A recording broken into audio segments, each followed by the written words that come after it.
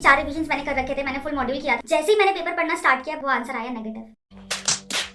Hello everyone, welcome back to my channel. And सबसे पहले मैं आप सभी को बहुत बहुत थैंक यू कहना चाहती हूँ। फाइनली मेरे 2600 सब्सक्राइबर्स क्रॉस हो गए हैं एंड इस खुशी में मैं लेके आ रही हूँ एक Q&A वीडियो जो कि आएगी 1 मई को, जिसके लिए आपको क्या करना है, आपको इस वीडियो में कमेंट में या फिर मेरी आने वाली किसी भी वीडियो के कमेंट सेक्शन में या फिर मेरे इंस्टाग्राम पर #Q&A करके अपना क्वेश्चन पूछ लेना है। वेदर इट इज पर्सनल और it is professional, I will take up each and every question of yours. So कोई भी क्वेश्चन पूछना ना भूलें। Now let's get started into the video. तो ये बात है उस जमाने की, नहीं यार इतनी पुरानी भी नहीं है एक्चुअली, ये बात है नवंबर 2020 की, मेरे सीए फाइनल एग्जाम्स की। मैं एफआर का पेपर दे करके घर आई। मैं बहुत ज्यादा खुश थी क्योंकि मेरा वो एग्जाम बहुत अच्छा गया था। उसके बाद एक दिन का गैप होता है एंड नेक्स्ट हमारा पेपर नंबर 2 होता है SFM, that is strategic financial management. अब एसएफएम मेरा most favourite and most interesting subject था। ये था का रीजन आपको अभी पता चल जाएगा। और उसमें मेरी काफी अच्छी तैयारी थी। 4 रिविजन्स मैंने कर रखे थे, मैंने फुल मॉड्यूल किया था एंड उसके अलावा जो कोचिंग के नोट्स थे वो तो मुझे मुंह जुबानी याद थे। भाई पेपर वाला दिन आया, मैं पेपर देने गई एंड 15 मिनट्स का जो रीडिंग टाइम मिलता है, अब उन 15 मिनट्स में मैं सीक्वेंस डिसाइड करती थी कि मुझे किस सीक्वेंस में क्वेश्चन सॉल्व करने हैं। जैसे ही मैंने पेपर पढ़ना स्टार्ट किया, भाई एक भी क्वेश्चन देखा हुआ नहीं था। पेपर ऑलरेडी मुझे टफ लगने लग गया था 1-2-3 क्वेश्चन पढ़ने के बाद एंड सारे मैक्सिमम क्वेश्चन ऐसे थे कि मुझे किसी का 1 पार्ट आता है, 2 पार्ट नहीं आते, किसी का 2 पार्ट आता है एंड 1 पार्ट बिल्कुल भी नहीं आता।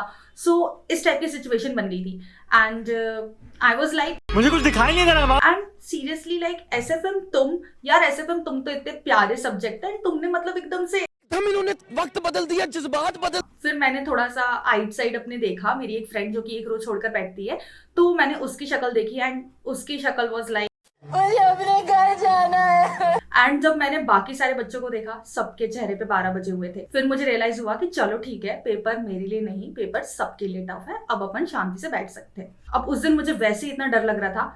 एक तो उस दिन मैं नहा के नहीं गई थी, तो मुझे अलग ही डर लग रहा था कि आज तो भगवान भी साथ नहीं देने वाले मेरा।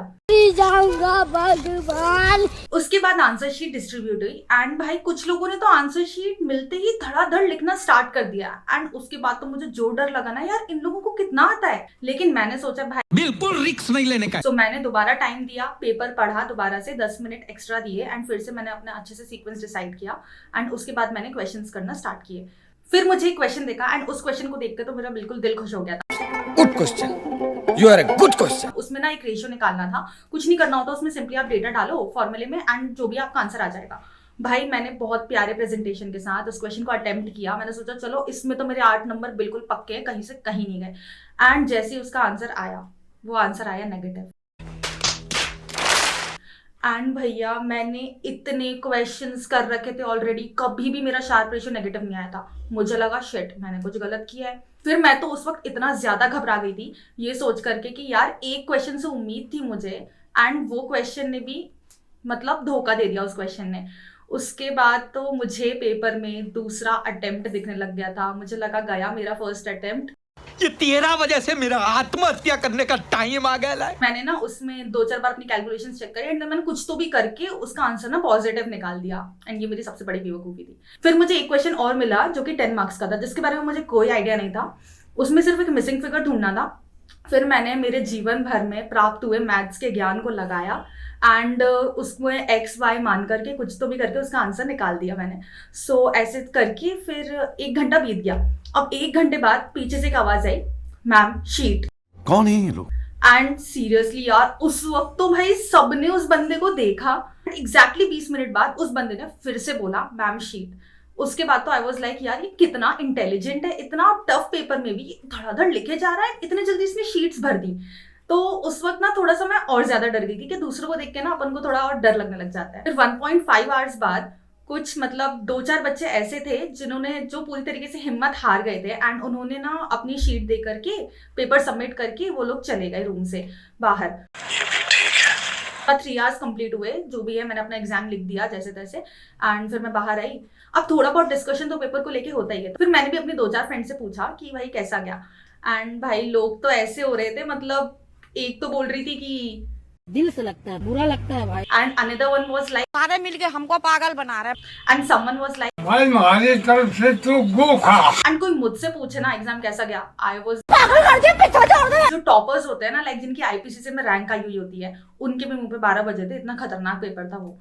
मेरा एक बेस्ट फ्रेंड है जिसके साथ मैं पढ़ती थी, हम दोनों ने बिल्कुल साथ ही पढ़ाई करी हुई थी। सो वो मुझे हमेशा हर पेपर के बाद कॉल करता था, पेपर के एक पहले भी कॉल करता था, तो हमारी कंटिन्यूसली बात चलती थी। तो उसने मुझे कॉल किया एंड ही वाज लाइक कि यार मेरा पेपर तो बहुत अच्छा गया है एंड मुझे एग्जामिशन के चांसेस लग रहे हैं। मैं मारूंगा तुमको। एंड उसके बाद तो मेरी जो बैंड बजी है ना कि शिट यार मैंने ही गलती कर दी है क्या इतनी सारी। फिर मैंने उससे पूछा अच्छा इसका आंसर तो पक्का यही था ना, एंड ही वाज लाइक हो सकता है तुम गलत हो। एंड फिर मैंने पूछा कि यार इसका तो पक्का यही था, एंड वो तो हो सकता है तुम गलत हो। भाई मैंने उससे 4 क्वेश्चंस पूछे एंड उसने बोल दिया कि तेरे चारों गलत हैं। उठा ले रे देवा, उठा ले रे बाबा। उसके बाद मैंने उससे पूछा कि यार मेरा शार्प रेशियो नेगेटिव आ रहा था पहले, तो मैंने ना उसको काट के कुछ भी करके पॉजिटिव कर दिया। उसके बाद तो उसने मुझे जो चिल्लाया ना गजब बेइज्जती है कि अबे गधी कहीं की, तुझे ये करने की क्या जरूरत थी। भैया एक फॉर्मूला दिया है, नॉर्मली सारे डेटा डायरेक्ट दिए थे, तुम्हें उस डेटा को फॉर्मूले में डालना है। अब वो फॉर्मूला नेगेटिव निकाल के दे, पॉजिटिव निकाल के दे, जीरो निकाल के दे, हमें उससे क्या मतलब है? वो ICAI का फॉर्मूला है, तुझे उससे इतना क्या मतलब था? तूने से क्यों छेड़ा? वो नेगेटिव आंसर ही तेरा सही था। अच्छा हमको सिखा रिया है। और उसके बाद तो मुझे इतनी गुस्सा आ रही थी ना खुद के ऊपर कि शिट मैंने अपने सही करे कराए आंसर्स को गलत कर दिया। एंड एक और क्वेश्चन में मेरे साथ ऐसे ही कुछ हुआ था जहां पर मैं सही लिख रही थी बट मैंने उसे काट के बाद में गलत कर दिया। मारो हमको जिंदा मत छोड़ो सालो। फिर मैं घर आई एंड देन मेरे भाई ने पूछा कि कैसा गया तेरा पेपर, एंड मैंने बोला खत्म, bye bye, tata, good bye, गया। कोई चांसेस नहीं है लाइक पास होने के। सो उसने बोला मतलब मेरा आईफोन, तो मैंने बोला बस अब तेरा आईफोन गया, अब 6 महीने बाद आएगा वो। ठीक है, फिर मैं आ गई अपने रूम में वापस एंड उसके बाद फिर वापस मेरे वही वाले दोस्त का कॉल आया एंड मैं बहुत ज़्यादा दुखी थी। तो मैंने बोला कि यार मुझे लग रहा है कि मैं ऑप्ट आउट कर लेती हूँ क्योंकि मुझे बहुत ज़्यादा कम चांसेस लग रहे हैं कि मैं पास हो पाऊँ। क्योंकि जिन भी क्वेश्चंस को लेकर मैं कॉन्फिडेंट थी वो सारे क्वेश्चंस उसने बोल दिए थे कि गलत है। बट उसने फिर मुझे वापस मोटिवेट किया एंड बोला कि नहीं यार ऑप्ट आउट नहीं कर सकते, ऑप्ट आउट करने का मतलब है अभी दोबारा 1 महीना और ज्यादा पढ़ना पड़ेगा, रोज वही 17 घंटे का शेड्यूल, अब नहीं हो पानी पढ़ाई हमसे। तो उसने मुझे बहुत मोटिवेट किया एंड बोला कि देख मैंने तेरी टेस्ट सीरीज के पेपर भी चेक किए हैं, तो मुझे पता है तुझे कितना आता है कितना नहीं है, एंड मतलब मुझे फुल भरोसा है कि तू आराम से पास हो जाएगी। झूठ बोल रहा है। तो तू इन सब की चीजों की टेंशन छोड़, बढ़िया पावर नैप ले एंड देन उसके बाद अपन ऑडिट पढ़ना स्टार्ट करेंगे, नेक्स्ट पेपर ऑडिट। मस्त प्लान है। तो भाई ठीक है, फिर मैंने उसकी बात मान ली। एंड अगर तू ये वीडियो देख रहा है ना तो लिटरली मैं तुझे बोलना चाहती हूँ तुम बहुत मस्त काम करते हैं मकसूद भाई। फिर जब नेक्स्ट डे मैं ऑडिट का एग्जाम देने गई, भाई आधी जनता गायब, मतलब गायब ही हो गई। मेरे रूम में 20 या 25 स्टूडेंट्स थे एंड आधे बच्चे लिटरली गायब हो चुके थे, बच्चों ने ऑप्ट आउट कर लिया था ऑलरेडी। सो उस वक्त मुझे जितने लोग बैठे थे ना उन सबको लग रहा था कि भाई हमें खतरों के खिलाड़ी टाइप। उसके बाद फिर मेरे सारे एग्जाम्स अच्छे गए, मैं भूल गई थी थोड़ा SFM के बारे में, एंड उसके बाद मेरे सारे एग्जाम्स अच्छे गए। फिर रिजल्ट आया, ऑब्वियसली पास हो गए। SFM में मैं आराम से पास हुई, वो भी बिना किसी ग्रेस के। अब मैंने क्या क्या मिस्टेक्स की ये मैं आपको गिनवाती हूँ एंड क्या क्या मतलब आपको ध्यान में रखना चाहिए जब पेपर डिफिकल्ट आता है। तो सबसे बड़ी चीज जो मैंने सीखी नंबर 1 वो है कॉन्फिडेंस, अपने आप को लेकर के कॉन्फिडेंस रहो। अब जो मेरा बेस्ट फ्रेंड है जिसके बारे में मैंने आपको बताया वीडियो में, हम दोनों में सिर्फ एक ही डिफरेंस था कॉन्फिडेंस का, बाकी हमारी सेम स्ट्रैटेजीज थी, सेम नंबर ऑफ रिविजन्स, हम लोग बिल्कुल साथ पढ़ते थे। लाइक जो टॉपिक वो पढ़ रहा है ना वही टॉपिक मैं पढ़ रही हूँ, बट डिफरेंस क्या था? सिर्फ और सिर्फ कॉन्फिडेंस का। उसके मुझसे आई थिंक 11 नंबर ज्यादा है SFM में। सो कॉन्फिडेंस का डिफरेंस है। तो भैया अपने आप को कॉन्फिडेंट रखो, भैया आपने जो लिखा है ना वो सही है, मान के चलो कि आपको आता है। डरना बिल्कुल भी नहीं है, जो डर गया सो मर गया। पेपर सिर्फ हमारे लिए टफ नहीं है, पेपर सबके लिए टफ है, एंड जब पेपर टफ होता है ना तो चेकिंग इजी होती है। दूसरी चीज, जो आपको आती है ना वो बहुत अच्छे से अटेम्प्ट करो, उसको बहुत प्यारे प्रेजेंटेशन के साथ आपको लिखना है, इतने अच्छे से अटेम्प्ट करना है उसे कि उसमें 1 नंबर भी काटने की गुंजाइश नहीं रहनी चाहिए किसी की, क्योंकि भैया वही क्वेश्चंस तो आपको पास कराने वाले हैं। बट हम करते क्या है, हम सोचते हैं कि भैया सब अटेंड कर लेते हैं तो क्या होगा कि अपना कहीं कहीं से थोड़े थोड़े मार्क्स मिल करके अपने नंबर पूरे हो जाएंगे, लेकिन ऐसा नहीं होता। ये कोई बोर्ड एग्जाम नहीं है, यहाँ पर कोई क्वेश्चंस अटेंड करने के मार्क्स नहीं मिलते। आंसर सही है तो नंबर मिलेंगे, आंसर गलत है तो 0 मिलता है, बिल्कुल 0 मिल जाता है, कोई नंबर नहीं मिलते हैं उसके। तो इसीलिए जो आता है उसे अटेम्प्ट करो, उसमें टाइम दो एंड बहुत अच्छे से अटेम्प्ट करो उसे कि उसमें 1 नंबर भी आपका नहीं कटना चाहिए। तीसरी चीज, पेपर को कैजुअली अटेंड नहीं करना है, बहुत ध्यान से सीरियस होकर के अटेंड करना है, डरना बिल्कुल नहीं है एंड दूसरों की बातों में तो बिल्कुल नहीं आना। सो जो भी है हाँ, क्योंकि भैया एक पेपर आपका एक अटेम्प्ट छीन सकता है। सोचो 6 महीने का डिले हो जाएगा, आपका जो भी सैलरी का पैकेज लगने वाला है आप 6 महीने बाद कमाना स्टार्ट करोगे, तो ये एक बहुत बड़ी बात है।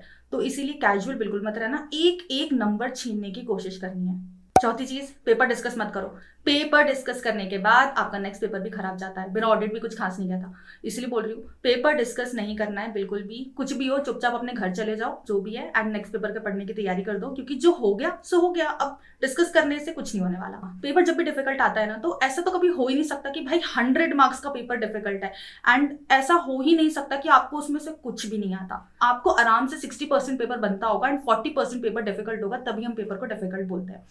सो ये मत सोचना कि भाई आपको कुछ नहीं आता है। वो जो 60% वाला पार्ट होता है ना, जो आपका आता है, वो हमें अटेंड करने की कोशिश करनी है। थ्योरी बहुत अच्छे से अटेंड करना, क्योंकि जब पेपर बहुत ज्यादा डिफिकल्ट होता है तो थ्योरी में फुल मार्क्स मिल जाते हैं। एंड मेरे पास मेरी सर्टिफाइड कॉपी है SFM की, जिसमें मुझे थ्योरी में फुल मार्क्स मिले हैं, जबकि मैंने कुछ खास आंसर्स नहीं लिखे थे, जितने एक आइडियल आंसर्स होते हैं वैसे। जो मेरा वो मैथ्स वाला क्वेश्चन था ना, उसमें भी मुझे फुल मार्क्स मिले थे। सो इस तरीके से मैं पास हो गई थी। एक और चीज, जो बंदा शीट मांगता है ना भाई, उससे तो बिल्कुल डरना ही नहीं चाहिए। हो सकता है वो शीट इसलिए मांग रहा हो क्योंकि उससे कोई भी क्वेश्चन ना बन रहा हो। वो क्वेश्चन लिख रहा है, काट रहा है, लिख रहा है, काट रहा है, काट के दोबारा सॉल्व करने की कोशिश कर रहा है, जिसकी वजह से उसके पेपर भर गए। सो शीट मांगना इज नॉट इक्वल टू कि भाई कोई इंटेलिजेंट है, तो उससे डरने की तो बिल्कुल भी जरूरत नहीं है। So that's all for this video. Q&A वाले क्वेश्चंस पूछना मत भूलना। Please subscribe my channel and thank you so much for watching.